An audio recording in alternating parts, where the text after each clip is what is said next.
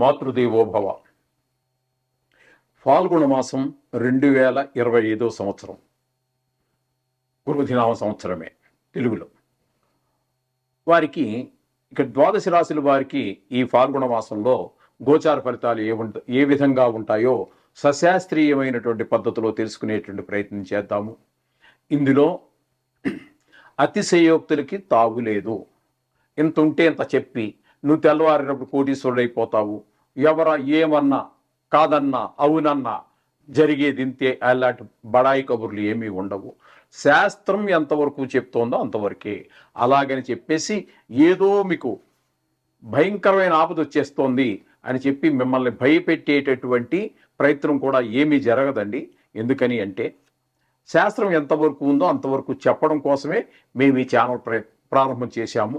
అయితే ఇక్కడ ముఖ్యంగా ఈ అతిశయోక్తులకి వాటికి తావు లేకుండా ఉన్నది ఉన్నట్టు చెప్పడం ఒక వంతు కాకుండా, ఈ రాశి ఫలితాలు అనేటటువంటివి రాశిగతమైన ఫలితాలు. ఇది కేవలం గోచారం అంటే మన జాతకంలో దీని ఫలితాలు మన జాతకం రాయించుకుని దాంతో పాటు సరిచూసుకోవలసినటువంటిదే. కానీ ఇదే జాతకం మాత్రం కానే కాదు. ఇది జాతకంలో ఒక చిన్న భాగం. ఇది నిష్ణాతులైనటువంటి వారు చెబితే ఒక 15 నుండి 20% వరకు ఆ జాతకానికి అనుసంధానం చూసుకుంటే సరిపోతుంది. ఇది జాతకం అని మాత్రం పొరపాటు పడవద్దండి. ఇది జాతకంలో ఒక భాగం మాత్రమే. అలా అని చెప్పి దీనికి ఉన్న ప్రాముఖ్యత దీనికి ఉన్నది, దీన్ని తీసి పారేయవలసినటువంటి అవసరం అయితే ఏమీ లేదు. అయితే అంత ఇంపార్టెంట్ అయినటువంటిది ఇది కూడా. అలా అని చెప్పేసి ఇదే జాతకం కాదండి.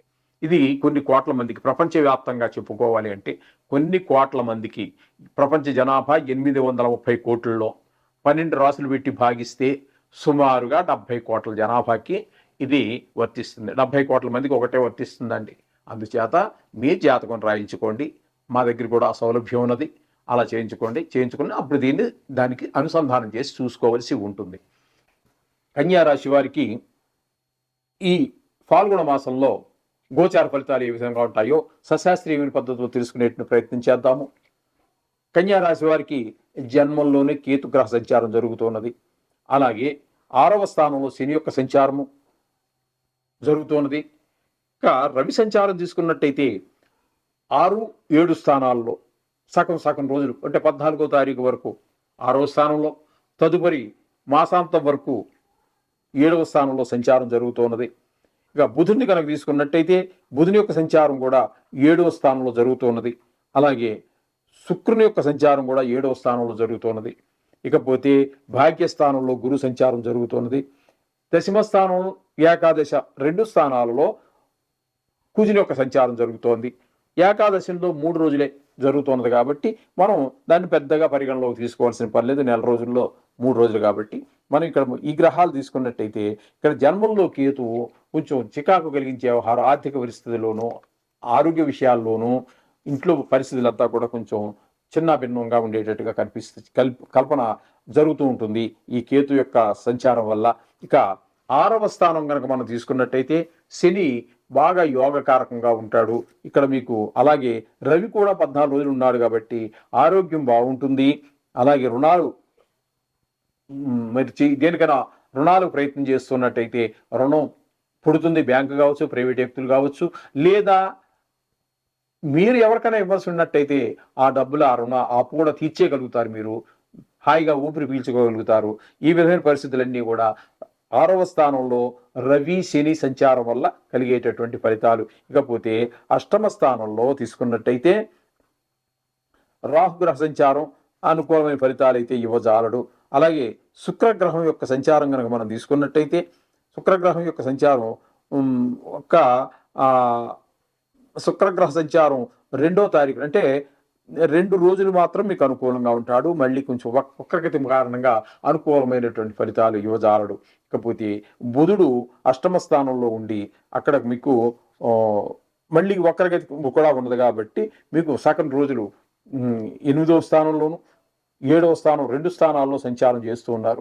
అంచేత బుధుని యొక్క సంచారం 7వ స్థానంలో ఉన్నా 8వ స్థానంలో ఉన్నా కూడా శుభ ఫలితాలు ఇస్తాడు. కాబట్టి ఇక్కడికి ఇక భాగ్యస్థానంలో కనుక తీసుకున్నట్టయితే గురు సంచారం మంచి అద్భుతమైనటువంటి ఫలితాలు, భాగ్యస్థానంలో ఉన్నాడు కాబట్టి మంచి శుభ ఫలితాలన్నీ ఇవ్వగలుగుతాడు గురువు. అక్కడ చాలా చక్కటి ఫలితాలన్నీ మీరు పొందగలుగుతారు. ఆదాయం పెరుగుతుంది, అందరితో సత్సంబంధాలు ఉంటాయి, బంధువులతోటి, స్నేహితులతోటి, ఉద్యోగ స్థలంలోను, వ్యాపార స్థలంలోను, అన్ని చోట్ల ఉంటుంది. దైవభక్తి నిలబడుతుంది, మనసంతా ఉల్లాసంగా ఉత్సాహంగా ఉంటుంది.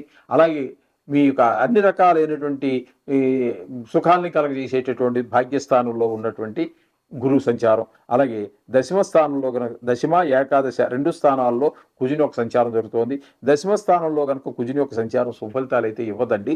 కానీ ఏకాదశి స్థానంలో ఒక 3 రోజులు ఉన్నారు, అది ఆ 3 రోజులు సుఫలితాలు ఇస్తాడు. ముఖ్యంగా ఈ రాశి వారికి మనం చెప్పుకోవాలి అన్నట్టయితే ఇక్కడ ముఖ్యంగా ఈ కన్యా రాశి వారికి శని భగవానుడు, రవి, గురువు 3 గ్రహాల యొక్క అనుకూలత చాలా చక్కగా ఉన్నదండి. అలాగే బుధుని యొక్క సంచారం కూడా మనం పరిగణలోకి తీసుకోవచ్చు. ఎందుకంటే 7, 8 స్థానాలలో సంచారం చేస్తున్నారు కాబట్టి ఆయన కూడా 4 గ్రహాల యొక్క అనుకూలత మీకు స్పష్టంగా గోచరిస్తూ ఉన్నదండి ఇక్కడ. అంచేత వీరికి కూడా ఈ మాసం అంతా కూడా, పాల్గొన మాసం అంతా కూడా చాలా ఆనందదాయకంగా గడుస్తుందని చెప్పాలి. కొన్ని గ్రహాల యొక్క ప్రతికూలత ఉండగా అవేమీ పెద్ద గ్రహాలు కూడా కాదు కాబట్టి కొంతవరకు ఇబ్బంది పెట్టినప్పటికీ వాటిని కూడా మీరు బయటపడడానికి అవకాశం ఉంది. 4 గ్రహాలు వాటిని కూడా కవర్ చేసుకుంటూ వస్తాయి. ఏదేమైనప్పటికీ కూడా మీరు మిగతా అన్ని నవగ్రహాల యొక్క స్తోత్ర పారాయణ కానీ, బీజాక్షర పారాయణ కానీ, లేదా సుందరకాండ పారాయణ కానీ, లేదా ఈశ్వరాభిషేకం కానీ, ఇలాంటివి ఏవి చేసుకున్నప్పటికీ కూడా మీకు వాటి యొక్క ప్రభావం చాలా వరకు తగ్గిపోతూ ఉంటుంది. అలాగే ముఖ్యంగా ప్రతి నెలలోనూ కూడా ఈ సంకటహార చతుర్థి అని వస్తూ ఉంటుంది. సంకటం అంటే కష్టం, ఆ కష్టాన్ని హరించేటటువంటిది విఘ్నేశ్వరులకు సంబంధించినటువంటి పూజ, అది చేసుకున్నా కూడా చాలా చక్కగా ఉంటుంది. వీళ్ళు అవకాశం ఉన్నటువంటి వారు ఇంటి దగ్గర, లేని వారు అవకాశం లేనటువంటి వారు గుళ్ళల్లోనూ చేసుకోవచ్చు. అది సామూహికం కాబట్టి అక్కడ కొంచెం ఖర్చు తక్కువ వస్తూ ఉంటుంది. మీ అవకాశాన్ని బట్టి, వీళ్ళని బట్టి, ఆర్థిక పరిస్థితిని బట్టి దాన్ని కూడా మీరు చేసుకోండి. చక్కటి ఫలితాలన్నీ కూడా పొందొచ్చు. శుభం భూయాత్.